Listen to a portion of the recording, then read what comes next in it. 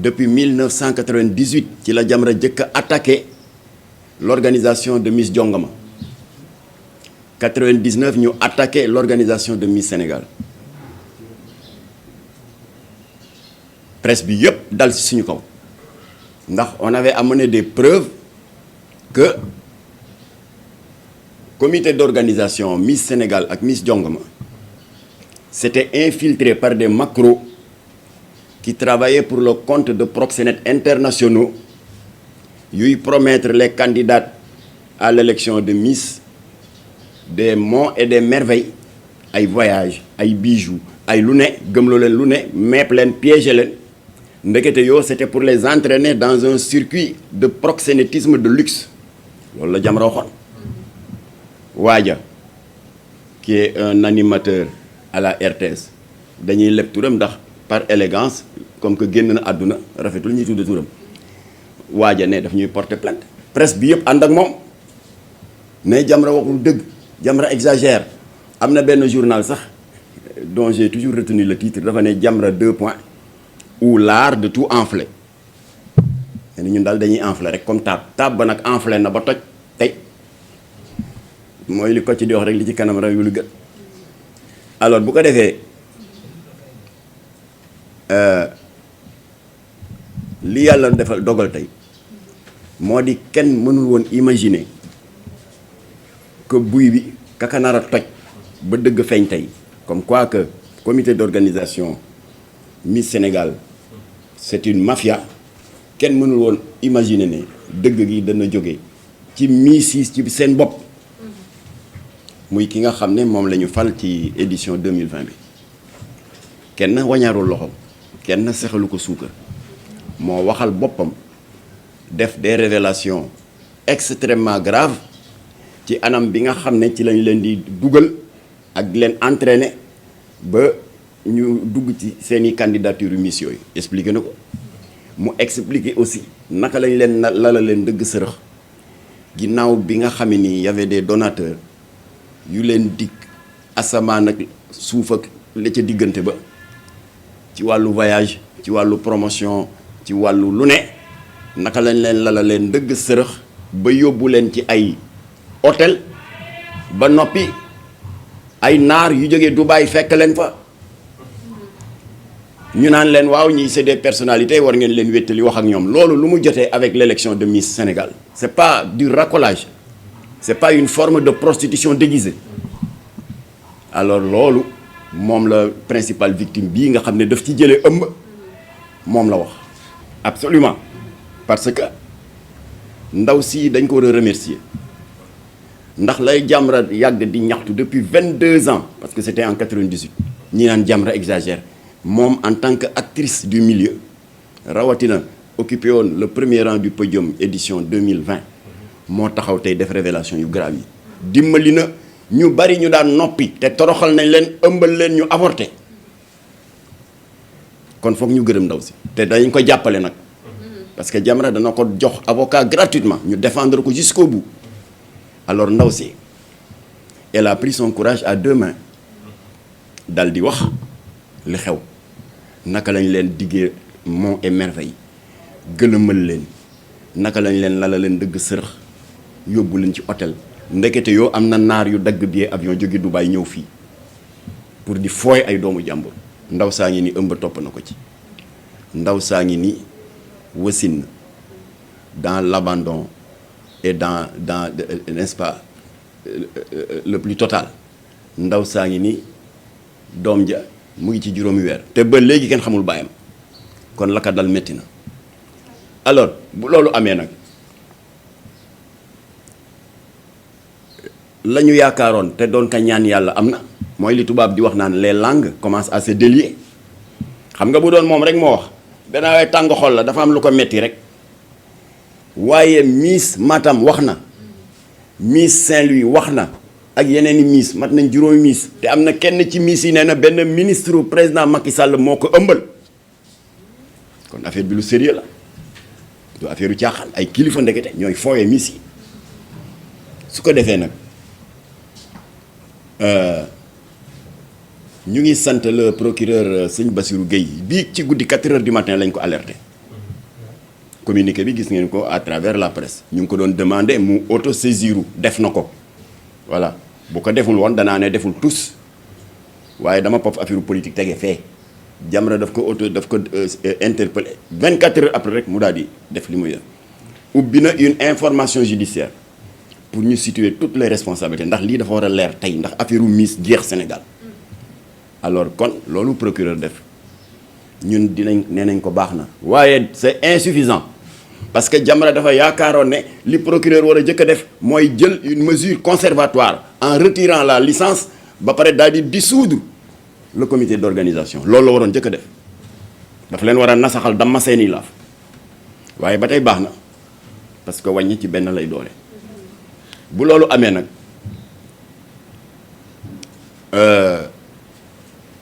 terewul ñun Jamra nous sommes des citoyens bokk ci réew mi comme yéen ku jëlul sa responsabilité sa affaire la waaye ñun on n'a pas la lâcheté di seetaan des jeunes filles yu jàmbaare il faut pas ñuy condamner ak di diaboliser Miss yi non non non ñoom dañu demoon animé de bonne volonté ndax xam ngeen ne dëkk bi liggéey amu fi crise économique bi des milliers de diplômés sans emploi mais am na ci koo xam ne mënaguma tudd turam mais master 2 la am en commerce international bu demee di jongante ci affaire Miss di ci foraatu ay 50 000 100 000 ñàkk pexe tax alors kon ñun jàpp nañu ne kon affaire bi du affaire Miss c'est un problème national na ci ñëpp a jóg parce que c'est anormal ñuy jàpp ay jigéen di profiter ci seen état de pauvreté di leen exploiter di leen dugal dans des réseaux de proxénétisme et de prostitution de luxe ñu bëgg a toog rek naan kuñ ci violé yow la neex loolu waxi dof la suñu plainte bi ñaari sàkkuteef la benn bi nañu tas comité d'organisation Miss parce que sànkukaayu doomu jàmbur tey doo si gis kenn ci ñoom seeni doom di ci bokk ñaareelu sàkkuteef bi moo tontu sa laaj mooy réeréwu leen mbir ne te maa ngi ciy gërëm waa AGS ñoom day Ami Sakho association des juristes sénégalaises di ci gërëm noonu soxna Kodou Mohamed Cissé ak ñeneen ak ñeneen ndax ñoom ñoo xeex Jamra ñëw ànd ak ñoom sur le terrain ñu def sitting fii place de la Nation au mois de mai 2019 ba Macky Sall defal ñu li ñuy bëgg mooy dañu criminaliser léegi viol ak pédophilie ndax lii ñuy maltraité jigéen ñi dafa doy dañuy gis jigéen bu ñu violé toroxal ko nga toog 2 mois waaja génn kaso mel romba ko mel ni ku koy kokkali heureusement état bi revendication mouvement féministe yi ak Jamra parce que Jamra plateforme bi Abdou Latif Gueye yoroon bi mu nekkee député toogal ñu fa te commencé woon di ko exécuter point par point xam nga jot na exécuter la criminalisation du délit de trafic de drogue numéro 2 c'était la criminalisation de la pédophilie et du viol après am na yeneen le soutien au daara et cetera waaye kooku moo doon suñu numéro 2 yàlla dogal na nag ci loxo mouvement féministe yi la réglé ñu ngi leen ciy sant di leen ci sargal kon réeréwu leen mbir ne que la loi 2020-05 du 10 janvier 2020 dafa criminaliser viol ak pédophilie ak képp kuy def apologie viol te lan la ñu dégg président de comité d'organisation Miss Sénégal yow nga am koo xam ne sa employé la nga dugal ko ci organisation bu lëndëm boo xam ne ay naar yu jógee Dubaï ñëw di ci dugg di wax ak ay jigéen ndax nattu dal ko ci mu jële ci ëmb boo xam ne kenn xamul bàyyi ba kan la mais yow la waroon doon sa taxawaay ndax bu dul dara jigéen nga say jarbaat lañu say doom lañ la waroon doon sa taxawaay mooy yëkkati ay kàddu masalu leen jàppale leen à leur côté ba dégg nga seen dignité ñu mën ko rétablir mais amoo loo wax nga taxaw ci micro ak ci caméra yi naan ku ñu violé yow la neex c'est extrêmement grave parce que kooku dafay encourager defkatu ñawteef yi naan ndéem kii moo wax lii day kon day viol dañuy Jamra yeeg mouvement féministe yi dañuy rëy làmbañ rek ndeke aayul aay na de la loi 2020-05 du 10 janvier 2020 na ngeen xam ne daf ko criminaliser minimum 10 ans la et ça peut aller jusqu'à la perpétuité yéen a ngi fàttali ko Binta Camara fii ci Tambacounda di jàmbaar boo xam ne fu ñu toll ñu ngi koy ñaanal ndax xeex na jusqu'au dernier souffle ba joxe bakkanam te saay-saay bi la mu bëggoon amu ko kooku lan lañ ko def dañ ko tëj à vie kon bu leen kenn nax de ay ku ñu violé yow la neex alors donc ndaw si loolu mu wax c'est irresponsable et c'est une violation de la loi 2020-05 qui condamne le viol, qui condamne la pédophilie et tous ceux qui font la promotion et l'encouragement du viol et de la pédophilie. Alors kon ci cadre boobu incha allah suba ci la ñuy war a am jataay ak suñu avocat maître Moussa Sarr parce que ñetti avocat yi fàq ñëw ne dañuy jàppale nee naa leen c'est très bien waaye may leen ma laaj l'aval de notre avocat ndax moo fi remplacé léegi maître Khassim Touré bu d'accord ñu def benn pool d'avocat attaqué ndaw si wan ko ne dëkk bi moomu leen ko yéen organisatrice de Miss yi dëkk bi moomu leen ko yéen ñiy defar les séries qui font l'apologie de la fornication la promotion de l'adultère de l'homosexualité sur fond de promotion verbale di ci am xaalis moomu leen dëkk bi da ngeen ko bokk ak ñun te tubaab leen nag votre liberté s'arrête là où commence celle des autres ndaw si nag dinañ ko jëflanteeg moom pool d'avocat nañ ko arrêté mais ana kan moo fi mën a wane aspect positif bu Miss yi indi lu dul yàq doomu jàmbur ñu di leen biiral di leen ëmbal ak ay naar yu jógee aux Émirats arabes di ñëw di wut ay caga yu jigéen nga jël doomu jàmbur yi jox ak naar yi rendez-vous hôtel soi-disant waa waxal ak kii moo gën nga téye sa téléphone bi rek di kii autorité la kële sax mu ngi wax ak kee ça c'est du racolage c'est une forme de proxénétisme c'est une forme d'encouragement n'est-ce pas à la prostitution de luxe waaw kon loolu loo koy doyee naan nañu jag-jagal nañ ko arranger am nañu naan sax nañu retirer licence bi d'accord baax na waaye yamu ca nañu retirer licence bi tas comité d'organisation Miss Sénégal ndax buntu prostitution la ak buntu proxénétisme alors su ko defee nag loolu mooy itte Jamra te incha allah ci fan yu néew di ngeen ñu dégg dinañu wax ak ña nga xam ne commencé nañu fas seen fit di wax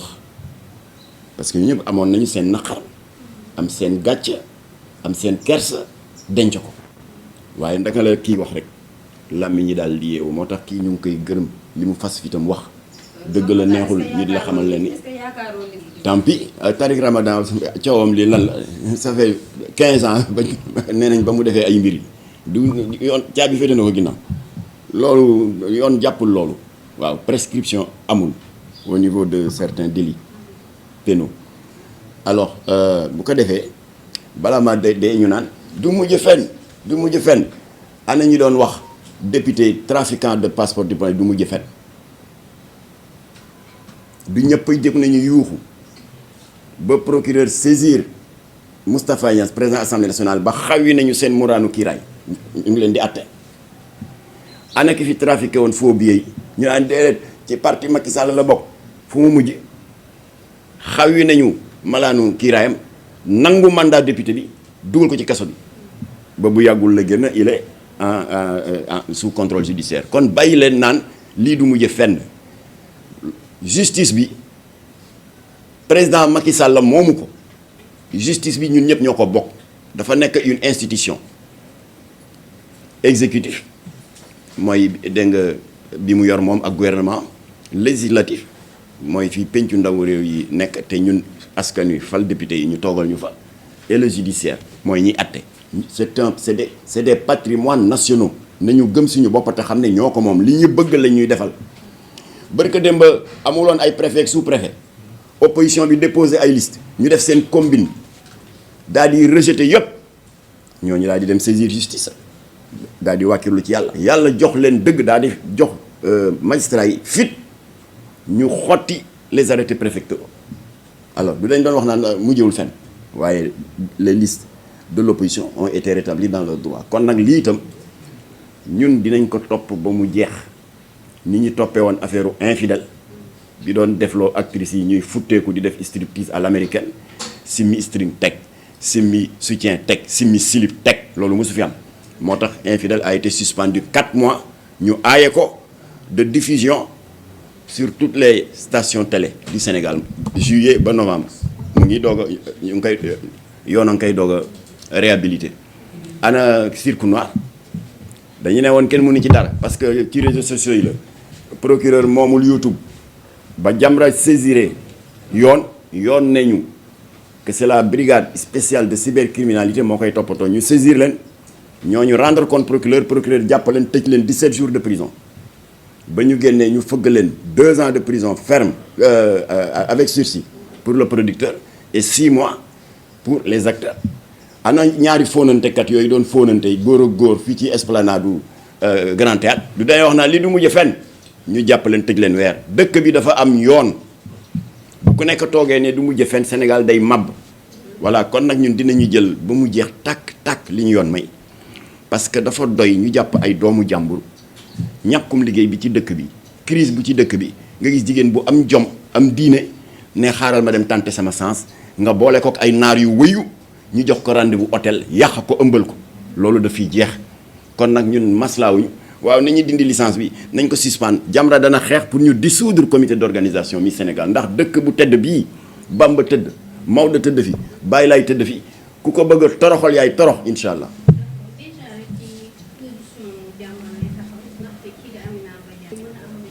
gis nga ñaari fóonantekat yooyu doon fóonante fii ci esplanade du Grand Théâtre di ay góor am na kenn ci ñoom soxnaam woonam naan waaw de ñu jéggulu ñu ni nangam yàgg naa ko wax ne fecc du métier góor xamoon naa ne lii dana ko ci dal ñu ngi leen di ñaan yéen waa Jamra boo leen mënee retirer plainte bi ñu ngi jéggulu ma ne ko déedéet ñoom nañu dem sa procureur jéggulu ji parce que dossier bi génn na suñu loxo léegi procureur jël na ko en charge kuy jéggulu demal ci procureur ndaw si nee nga def na vidéo xaw ma di jéggulu nee ko Jamra nee na booy jéggulu demal nga toog ca procureur nga jéggulu ndax procureur dugal na ci loxom dëkk boo xam ne rek lu neex waay def yàq doomu jàmbur yi dara du la ci fekk nga fab ay millions def say poste ñaata la ñuy wax ne loolu la organisation Miss ñaata millions 200 millions loolu fu mu jógee ci sponsor yi alors moo tax nag heureusement nga fàttali ma ko maa ngi leen di yëgal ni ginnaaw démarche bii nga xam ne ñu ngi koy def ci wàllu yoon te wax laa fekk suba dinañu toog ak suñu avocat maître Moussa Sarr pour porter plainte pour apologie du viol maanaam di encourager viol ndax kàddu yi ñaaw yooyu naan ku ñu violé yow la neex ginnaaw loolu maa ngi leen di yëgal ne fii ngeen toog am na 6 responsables du bureau exécutif de Jamra ñu ngi sur le terrain di rencontrer des responsables de sociétés commerciales ya daan sponsoriser le comité d'organisation de Miss pour leur demander nañu retirer seen subvention ndax kii day yàq doomu jàmbur yi ñu ngi gërëm CFAO Motors ndax avant délégation Jamra di fa egg moom jël na les devants def na communiqué en date du vendredi 19 novembre di yëgle ne nangu na alal ji mu ci defoon appui logistique ba mu leen joxoon maanaam oto yi ñu doon neexalee Miss yëpp nangu na ko na sponsor yëpp def noonu na ñëpp retiré lañ leen joxoon comme ça ñii ak seen ñaawteef ñu xam ne Sénégal àndul ak ñoom ñu mën a bàyyi yi ñuy def ak di lor doomu jàmbur yi ak di leen lalal yi ndëgg sërëx di leen booleeg ay saay-saay yoo xam ne dañuy wër rek di wut doomu jàmbur bu ñu yàq alors kon loolu laa fàtte woon ci précision yi merci CFAO Motors jotuñu fay ñëw sax waaye yéen a ngi woon suñu liste parce que xam nañ ñi sponsorisé Miss Sénégal yëpp ñu ngi suñu liste jotuñu egg ci yéen.